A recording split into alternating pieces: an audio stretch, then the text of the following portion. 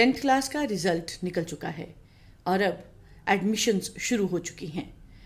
ऐसे में हम देखते हैं कि जब माँ बाप स्कूल में बच्चे को लेकर एडमिशन के लिए आते हैं तो वो अक्सर ये कहते हैं कि हमारे बच्चे को कुछ पता नहीं है। तो हमने तो अपनी ज़िंदगी से ये सीखा है कि आप ऐसा करिए कि हमारे बच्चे को ना मेडिकल स्ट्रीम दे दीजिए।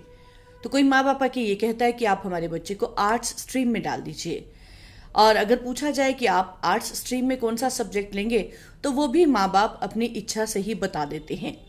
इसके अतिरिक्त कहते हैं कॉमर्स स्ट्रीम दे दीजिए या नॉन मेडिकल स्ट्रीम दे दीजिए।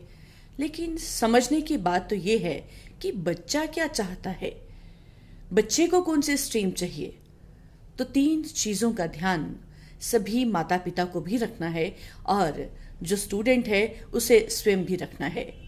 सबसे पहले ध्यान दीजिए अपने इंटरेस्ट की तरफ कि हमारा बच्चा जो है उसकी दिलचस्पी क्या है और बच्चे को भी देखना है कि मेरी दिलचस्पी किस में है।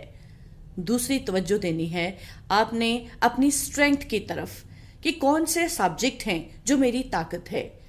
और तीसरा है करियर एस्पिरेशन कि हम अपनी ज़िंदगी में क्या बनना चाहते हैं। तो याद रखिए, जहाँ तक मैंने दिलचस्पी की बात की है तो दिलचस्पी उसी सब्जेक्ट में आपकी होगी जिस सब्जेक्ट को पढ़ने के लिए, लर्न करने के लिए आप बार बार जो है प्रोत्साहित होते हैं, अभी प्रेरणा लेते हैं, मोटिवेट होते हैं और जिसमें आपको लगता है कि वाह, इसको पढ़ के तो मज़ा आ गया, थोड़ी देर और पढ़ लेता हूँ। और जहाँ तक आपकी ताकत का सवाल है तो 10वीं का रिजल्ट आपका निकल चुका है। तो 10वीं के रिजल्ट में अलग अलग सब्जेक्ट्स के जो मार्क्स हैं वो आपके सामने हैं। तो आप देखिए कि कौन सा सब्जेक्ट जो है जिसमें आपकी अभिरुचि भी रही है और वही आपका स्ट्रॉन्ग सब्जेक्ट है।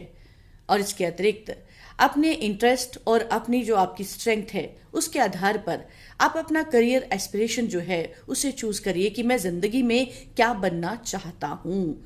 वो जो एस्पायर आप कर रहे हैं करियर के लिए उसके बारे में सोचिए और फिर देखिए कि कौन सा सब्जेक्ट जो है आपके इस करियर को बनाने में आप योगदान दे सकता है।